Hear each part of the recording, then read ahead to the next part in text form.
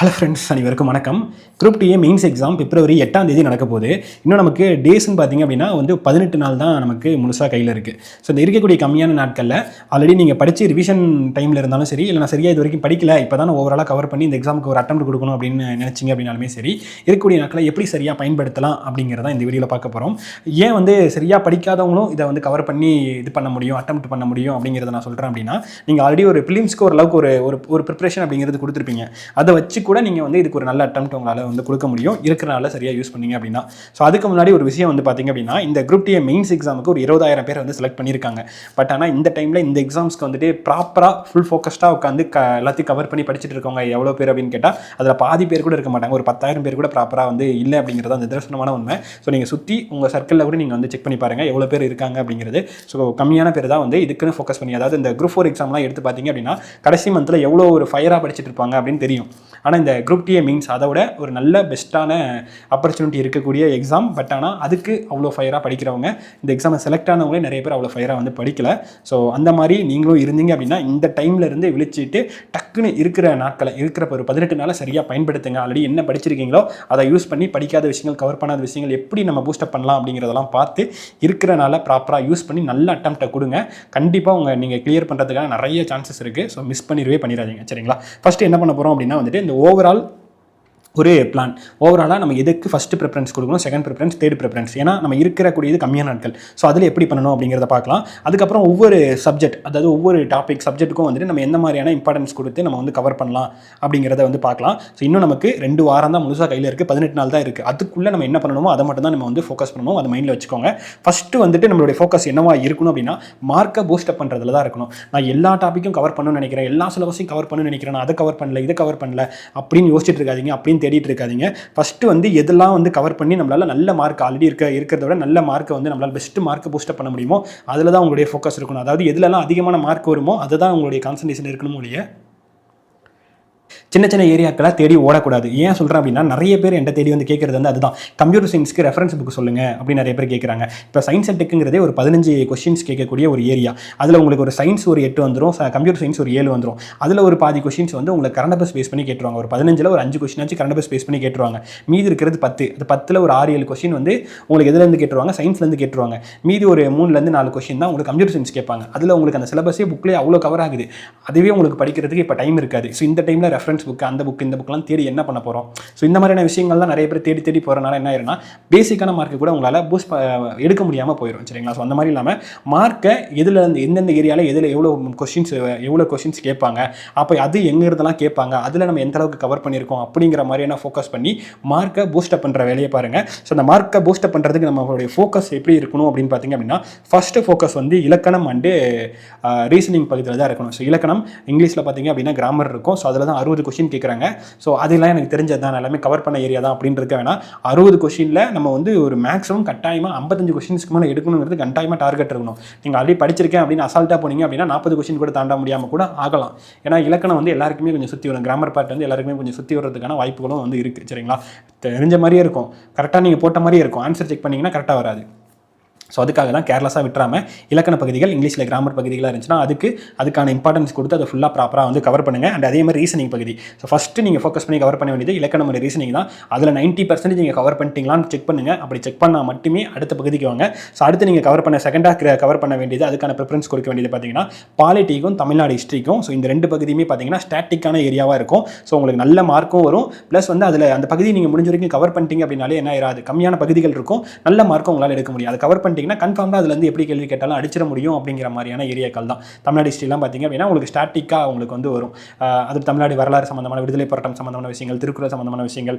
பாலிட்டியில் பார்த்தீங்க அப்படின்னா உங்களுக்கு அதுக்கான மத்திய அரசு, மாநில அரசு, உள்ளாட்சி அரசாங்கம், அடிப்படை உரிமை, அடிப்படை கடமை, இதெல்லாம் எதுவுமே மாறாது. அதுலேருந்து மட்டும் தான் கேள்வி கேட்க முடியும், சரிங்களா? அதை படிச்சிட்டிங்கன்னா, அதை ப்ராப்பராக பண்ணிட்டீங்க அப்படின்னா கண்டிப்பாக மார்க் எடுத்துடலாம். ஸோ தேர்ட் ப்ரிஃபரன்ஸ் பார்த்தீங்க அப்படின்னா தமிழ்நாடு எக்கனாமிக்ஸ், தமிழ்நாடு ஜியாகிரஃபி. அதாவது உங்களுக்கு சிலபஸ்க்குள்ளே நிறைய விஷயங்கள் உள்ள இன்டெப்த்தாக கொடுத்துருப்பாங்க. ஆனால் தமிழ்நாடு பேஸ் பண்ண எக்கனாமிக்ஸ் பகுதிகள் இருக்கு இல்லையா, அதுவும் தமிழ்நாடு ஜாகிரஃபி, தமிழ்நாடு பேஸ் பண்ண ஜாகிரஃபி பகுதிகள் இருக்கு இல்லையா, இது 2 பகுதியும் ரொம்ப கம்மியாக தான் இருக்கும். ஸோ இதை மெயினாக இம்பார்ட்டன்ட் கொடுத்து கவர் பண்ணிடுங்க. அதாவது ஓவரால் சிலபஸை தாண்டியுமே நான் என்ன சொல்கிறேன்னா, அந்த தமிழ்நாடு பேஸ் பண்ண எக்கனாமிக் சம்மந்தமான விஷயங்கள் மேட்டர்லாம் இருக்குல்ல, அதுவும் ஜாகிரஃபி சம்மந்தமான தமிழ்நாடு சம்மந்தமான மேட்டர் இருக்கு இல்லையா, அதுவும் இம்பார்ட்டன்ஸ் கொடுத்து கவர் பண்ணிடுங்க. இது வந்து தேர்ட் ப்ரிஃபரன்ஸ் கொடுத்து கவர் பண்ண வேண்டியது. ஸோ இந்த ஆர்டரில் கவர் பண்ணுங்கள், இதுதான் ரொம்ப ரொம்ப முக்கியம். இது இல்லாமல் சின்ன சின்ன ஏரியாக்கள் அங்கங்கே இருக்கணும், என்வரான்மெண்ட் சம்மந்தமான விஷயங்கள் அண்ட் வந்து உங்களுக்கு சயின்ஸ் சம்மந்தமான விஷயங்கள், அதே மாதிரி வந்துட்டு கம்ப்யூட்டர் சயின்ஸ் சம்மந்தமான விஷயங்கள். ஸோ இந்த மாதிரியான ஏரியாக்கள்லாம் அதுக்கு அடுத்தது தான்.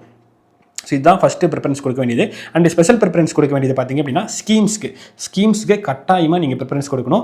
உங்களுக்கு சிலபஸில் வந்து பார்த்திங்கன்னா தமிழ்நாடு பேஸ் பண்ணி தான் கொடுத்துருக்காங்க. பட் இருந்தாலும் இந்தியாவுடைய முக்கியமான ஸ்கீம்ஸும் பார்த்து வச்சுக்கோங்க. ஸ்கீம்ஸ்க்கான இம்பார்ட்டன்ஸ் கண்டிப்பாக கொடுக்கணும். அதே மாதிரி பாலிசி நோட்ஸ் கட்டாயமாக கேட்பாங்க. ஸோ அதை பற்றி நான் பின்னாடி சொல்கிறேன். பாலிசி நோட்ஸ்க்கான இம்பார்ட்டன்ஸ் கட்டாயமாக இருக்கணும். அதே மாதிரி கரண்ட் அஃபேர்ஸ் வந்து நமக்கு ஃபஸ்ட்டு யூனிட்டை தவிர மீதி இருக்க எல்லா யூனிட்லையுமே நமக்கு ஆட் பண்ணியிருக்காங்க. ஸோ கரண்ட் அஃபேர்ஸ்க்கான இம்பார்ட்டன் அப்படிங்கிறதும் கட்டாயமாக நீங்கள் வந்து கொடுக்கணும். சரிங்களா? ஸோ இதுதான் நம்ம ப்ரிஃபரன்ஸ் கொடுத்து கவர் பண்ண வேண்டியது.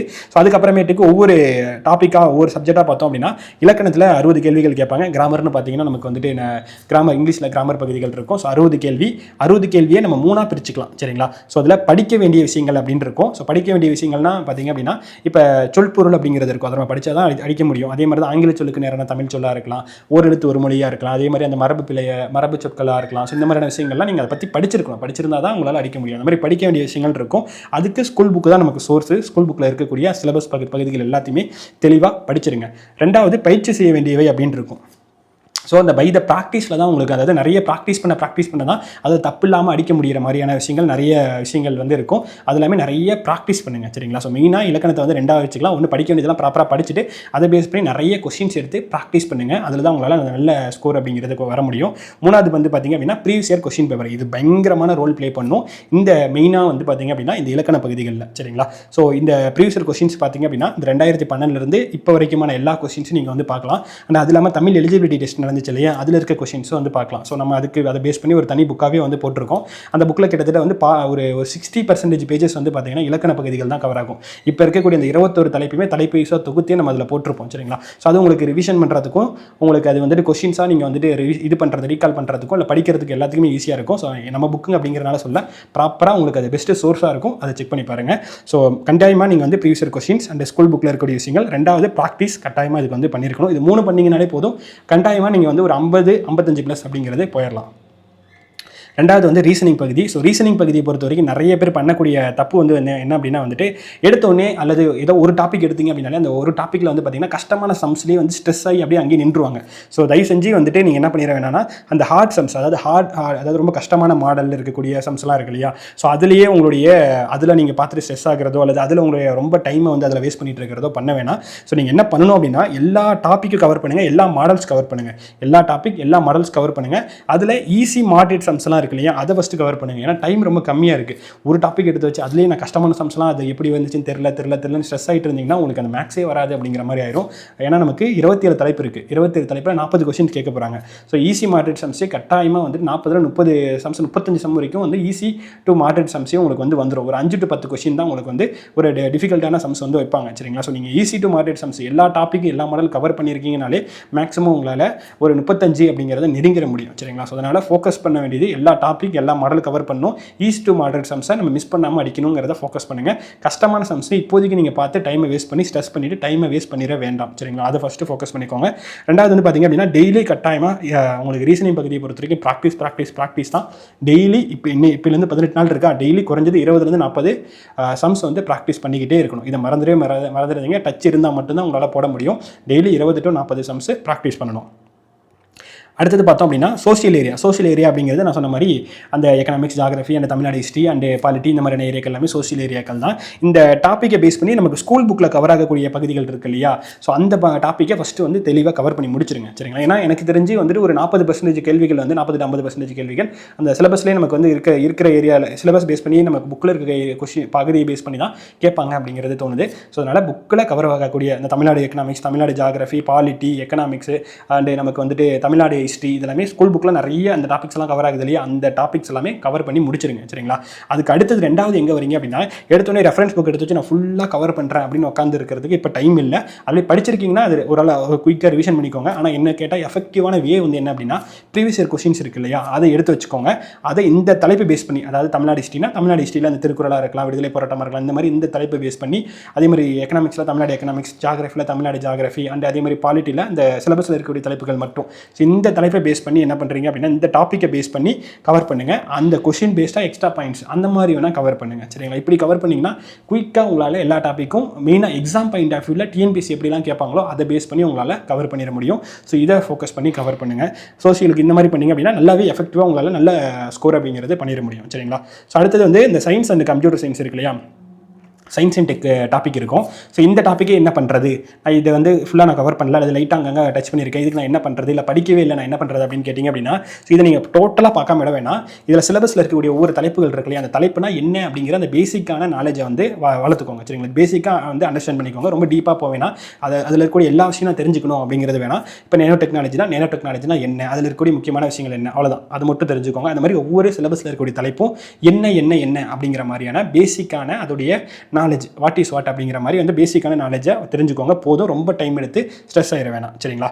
இப்போதைக்கு நமக்கு டைமும் இல்லை, ஆல்ரெடி படிச்சிருக்கீங்கன்னா ரைட் அதை நீங்கள் ஒரு குயிக்காக ரீகால் வந்து பண்ணிக்கோங்க. அதே மாதிரி ஆல்ரெடி நான் நிறைய படிச்சிட்டேன், ஆனால் ரீகால் பண்ணுறதுக்கு இப்போ எனக்கு டைம் இல்லை, நான் ரொம்ப அதுக்கே ஃபுல்லாக டைம் எடுக்கிட்டேன்னா அப்படி பண்ண வேணாம். ஏன்னா இங்கே நிறைய ஏரியாக்கள் இருக்குது, எல்லாத்தையும் ஓவராலாகவும் நம்ம வந்து கவர் பண்ணணும் சரிங்களா. ஸோ அடுத்தது இந்த ஸ்கீம்ஸ் சொன்னோம் இல்லையா, ஸோ ஸ்கீம்ஸை பொறுத்த வரைக்கும் நமக்கு தெளிவாக சிலபஸ்லேயே கொடுத்துட்டாங்க. 1990களுக்கு அடுத்தது நெக்ஸ்ட்டு வந்து கொண்டு வந்த தமிழ்நாடு பேஸ் பண்ண ஸ்கீம்ஸ்னு கொடுத்துட்டாங்க. ஸோ அதுக்கு மெயின் ப்ரிஃபரன்ஸ் கொடுத்து கவர் பண்ணிடுங்க. இல்லை நீங்கள் மற்றபடி இந்தியா பேஸ் பண்ண ஸ்கீம்ஸ், அதுக்கு முன்னாடி இருந்த ஸ்கீம்ஸ்லாம் ஆல்ரெடி நீங்கள் படிச்சிருக்கீங்கன்னா அதெல்லாம் ஒரு ரீகால் பண்ணிக்கோங்க. ஏன்னா மேபி டிஎன்பிஎஸ்சி நம்ப முடியாது, அதுக்கு முன்னாடி இருக்க ஸ்கீம்ஸ், இந்தியா பேஸ் பண்ண ஸ்கீம்ஸ் கூட கேட்கலாம், வேறு ஏதாவது தலைப்பை பேஸ் பண்ணி கேட்கலாம். பட் ஆனால் 1990க்கு அடுத்தது கொண்டு வந்த தமிழ்நாடு அரசால் கொண்டு வந்த முக்கியமான ஸ்கீம்ஸில் இருக்கு இல்லையா, கல்வி தொடர்பான, பெண்கள் சம்மந்தமான, அதே மாதிரி வந்து ஆதரவற்றோர் சம்மந்தமான, முதியோர் சம்மந்தமான, அதே மாதிரி குழந்தைகளுக்கு சம்மந்தமான ஸ்கீம்ஸ், அதே மாதிரி வேலைவாய்ப்பின்மை சம்மந்தமான ஸ்கீம்ஸ், இந்த மாதிரியான முக்கியமான ஸ்கீம்ஸ் எல்லாமே தெளிவாக தெரிஞ்சு வச்சுக்கோங்க. கட்டாயமாக வந்துட்டு ஒரு 5 to 10 கொஸ்டின்ஸ் வந்து ஸ்கீம்ஸ் ரிலேட்டடாக வந்துட்டு கட்டாயமாக வந்து இருக்கும். ஸோ அதனால் கண்டிப்பாக ஸ்கீம்ஸ் வந்து தெரிஞ்சு வச்சுக்கோங்க. தமிழ்நாடு ஸ்கீம்ஸ் 1990களுக்கு அப்புறமேட்டு ரொம்ப இம்பார்ட்டன்ட் கொடுத்து தெரிஞ்சு வச்சுக்கோங்க. Next policy notes. ஸோ அந்த பாலிசி நோட்ஸும் வந்துட்டு நல்ல ஒரு ரோல், குறைஞ்சது ஒரு 5 to 7 கொஸ்டின் வந்து பாலிசி நோட்ஸ்லேருந்து கட்டாயமாக இந்த எக்ஸாமில் வந்து இடம்பெறும். அது கரண்ட் அஃபேர்ஸ் பேஸ் பண்ணியும் கேட்பாங்க, அந்த ஸ்கீம்ஸ் பேஸ் பண்ணியும் வந்து கேட்பாங்க. பாலிசி நோட்ஸ் அப்படிங்கிறது தமிழ்நாடுடைய வெப்சைட்டில் பார்த்தீங்கன்னா ஒவ்வொரு டிபார்ட்மெண்ட் பேஸ்டாக வந்துட்டு நமக்கு என்னென்னா பாலிசி நோட்ஸ் அப்படிங்கிறது இருக்கும். ஸோ நிறைய பேஜஸ் இருக்கும், ஆனால் அதில் கண்டென்ட் கம்மியாக தான் இருக்கும். ஸோ என்னென்ன ஸ்கீம்ஸ் எல்லாம் இப்போ போயிட்டு இருக்கு, ரன்னிங்கில் இருக்குது அப்படிங்கிறத அதில் எடுத்து வச்சு முக்கியமான தலைப்புகள், நமக்கு சிலபஸில் கவர் ஆகக்கூடிய தலைப்புகள் இருக்கு இல்லையா, ஸோ இந்த குழந்தைகள் நலன், பெண்கள் நலன், அதே மாதிரி வந்துட்டு இந்த மாதிரி முக்கியமான தலைப்பு, சோஷியல் வெல்ஃபேர், அந்த மாதிரியான முக்கியமான டிபார்ட்மெண்ட்ஸ் இருக்கும். ஸோ அதோடைய பாலிசி நோட்ஸை, அதில் இருக்கக்கூடிய முக்கியமான ஸ்கீம்ஸ் என்ன, அது சம்மந்தமான முக்கியமான பாயிண்ட்டை மட்டும் தெரிஞ்சு வச்சுக்கோங்க. கட்டாயமாக 5 to 7 கொஸ்டின் வந்து பாலிசி நோட்ஸ் பேஸ் பண்ணி வந்து கேட்பாங்க. அதுவும் ஸ்கீம்ஸ் ரிலேட்டடாக இருக்கிற மாதிரி தான் இருக்கும் சரிங்களா. ஸோ அது வந்து கட்டாயமாக வந்து தெரிஞ்சுக்கோங்க. நெக்ஸ்ட் வந்து பார்த்தீங்கன்னா கரண்ட் அஃபேர்ஸ் பொறுத்த வரைக்கும் நமக்கு தனித்தனி தலைப்புகளாக இல்லாமல் ஒவ்வொரு சப்ஜெக்ட்டுக்கு கீழே கொடுத்துருக்காங்க. ஸோ பாலிட்டி பேஸ் பண்ணி, அட்மினிஸ்ட்ரேஷன் பேஸ் பண்ணி, அதே மாதிரி எக்கனாமிக்ஸ், ஜாகிரஃபி, இதை பேஸ் பண்ணி கரண்ட் அஃபேர்ஸ் அப்படிங்கிறது கட்டாயமாக ஒவ்வொரு சப்ஜெக்ட் பேஸ்டாக தெரிஞ்சுக்கோங்க. டாபிக் பேஸ்டாக முதல்லலாம் நமக்கு டாபிக் தனித்தனியாக கொடுத்துருப்பாங்க, இப்போ அப்படி இல்லாமல் ஒவ்வொரு சப்ஜெக்ட்லேயே கொடுத்துருக்காங்க. ஸோ அந்த சப்ஜெக்டுடைய சிலபஸ் பேஸ் பண்ணி கட்டாயமாக வந்து தெரிஞ்சு வச்சுக்கோங்க சரிங்களா. ஸோ இந்த நம்ம பேட்ச் ஸ்டூடெண்ட்ஸ்க்கு பாலிசி நோட்ஸும் வந்து தனியாக உங்களுக்கு அதிலே மார்க் பண்ணி தனித்தனியாக பிடிஎஃப் அப்படிங்கிறது அனுப்பியிருப்போம். அதே மாதிரி கரண்ட் அஃபேர்ஸ்க்கு அப்படிங்கிறதும் ஒவ்வொரு சப்ஜெக்ட் வைஸாகவும் அனுப்பியிருப்போம். ஸோ யூடியூப் ஸ்டூடெண்ட்ஸ்க்கும் நான் இதெல்லாமே வீடியோவாகவே நெக்ஸ்ட் ஒவ்வொன்றா நான் வந்து வீடியோவாக அப்டேட் பண்ண ட்ரை பண்ணுறேன். ஸோ அதை கூட நீங்கள் ஒரு குயிக்காக அதில் இருக்கக்கூடிய முக்கியமான பாயிண்ட்ஸ் மட்டும் அந்த வீடியோவில் சொல்லிடுறேன். ஸோ அதை பேஸ் பண்ணி கூட நீங்கள் குயிக்காக ரீகால் பண்ணிட்டு கூட போனீங்கனாலும் உங்களுக்கு பெஸ்ட்டாகவே இருக்கும் சரிங்களா. ஸோ அவ்வளோதான், ஓரளவு சொல்லிட்டேன். இந்த டைமில் நிறைய பேர் பண்ணக்கூடிய 2 விஷயங்கள் அதை நான் இன்னொரு டைம் சொல்லிடுறேன். ஃபஸ்ட்டு வந்து இந்த எக்ஸாமுடைய இம்பார்ட்டன்ஸ் தெரியாமல் நிறைய பேர் லேசியாகவும் அல்லது சரி பார்த்துக்கலாம் அப்படின்ற மாதிரியும் சரியாக படிக்காமல் நிறைய பேர் இருக்கீங்க. ஸோ இந்த டைமில் இருந்தாச்சு ப்ராப்பராக படித்த விஷயங்களை ப்ராப்பராக ரிவிஷன் பண்ணுங்கள். ஸோ இல்லைனாலும் இப்போ நான் சொன்னேன் இல்லையா, இதை பேஸ் பண்ணி படிக்க ஆரம்பிச்சிருங்க. ரெண்டாவது வந்து பார்த்தீங்க அப்படின்னா, ஸோ நிறைய சின்ன ஏரியாக்கெல்லாம் நோட் பண்ணி அதெல்லாம் ரெஃபரன்ஸ் புக்கை தேடுறது, அதை தேடுறது, இதை தேடுறது, சோர்ஸ் மெட்டீரியல் கடைசி வரைக்கும் தேடுறது, இந்த தப்பை தயவு செஞ்சு பண்ணாதீங்க. இது பண்ணிவிட்டு அது கவர் பண்ணல, இது கவர் பண்ணலன்னு தேடிக்கிட்டே இருக்காதீங்க. அப்படி பண்ணிங்க அப்படின்னா எக்ஸாமை கிளியர் பண்ண முடியாது. ஸோ இப்போ நான் சொன்னேன் இல்லையா, இந்த first preference, second preference, third preference, இதை பேஸ் பண்ணி வந்து படிங்க. இதில் உங்களுக்கே தெளிவாக தெரியுது, இலக்கணம் ரீசனிங்கில் தான் 100 கொஸ்டின்ஸ் கேட்குறாங்க. 2 10ஆம் வகுப்பு தரம் தான், அதில் நம்மளால் 90 கேள்வி சாலிடாக ப்ராப்பராக கவர் பண்ணோம் அப்படின்னா போட முடியுங்கிறது உங்களுக்கே தெரியுது. ஸோ அதை ஃபோக்கஸ் பண்ணுங்கள். அதுக்கப்புறம் பாலிட்டி, தமிழ்நாடு ஹிஸ்ட்ரி, இதை கவர் பண்ணிங்க அப்படின்னா அதில் ஒரு 20+ கொஸ்டின்ஸ் கொஸ்டின்ஸ் உங்களால் கொண்டு வந்துட முடியும். ஸோ அதுக்கப்புறமேட்டுக்கு தமிழ்நாடு எக்கனாமிக்ஸ், தமிழ்நாடு ஜியாகிரஃபி இதை கவர் பண்ணுங்கள். Next schemes, policy notes, current affairs, so இதை வந்து கவர் பண்ணுங்கள். ஸோ இந்த மாதிரி இம்பார்ட்டண்ட்டாக அதை பேஸ் பண்ணி கவர் பண்ணிங்க அப்படின்னா கட்டாயமாக உங்களால் நல்ல ஸ்கோர் அப்படிங்கிறது பண்ண முடியும். So science and tech area வந்து படிக்கவே வேணாம்னு சொல்லலை. பட் ஆனால் வாட் இஸ் வாட், அந்த ஒவ்வொரு தலைப்பும் என்னன்னு தெரிஞ்சுக்கோங்க. அந்த 15 கேள்வியில் பேசிக்கான கேள்வி கேட்பாங்க. அந்த பேசிக்கான கேள்வி பேஸ் பண்ணி கட்டாயமாக உங்களால் ஒரு 7-8 கேள்விக்கு மேலே, பாதிக்கு மேலே தாண்டிட்டோம் அப்படின்னாலே நல்ல ஸ்கோர் தான். ஸோ அது உங்களால் வந்துட முடியும். சரிங்களா? ஸோ அவ்வளோதான், ஓவராலாக சொல்லிட்டேன். ஸோ குரூப் டி மெயின்ஸ் படிக்கிறவங்களுக்கு இது ஒரு நல்ல ஆப்பர்ச்சுனிட்டி. இது வரைக்கும் நல்லா படிச்சிங்கன்னா சூப்பர். இது வரைக்கும் நல்லா படிக்கலனா இதுக்கு மேலே சரியாக படிக்க ஆரம்பிச்சுக்கோங்க. இந்த ஆப்பர்ச்சுனிட்டியை மறக்காமல் ப்ராப்பராக யூஸ் பண்ணிக்கோங்க. So group D mains base பண்ணி 1 by 1 அந்த current affairs, schemes, policy notes இதெல்லாமே நான் வந்து 1 by 1 வீடியோவாக அப்டேட் பண்ணுறேன். சரிங்களா? அவ்வளோதான் இந்த வீடியோ. அடுத்த வீடியோவில் பார்க்கலாம். Thank you so much.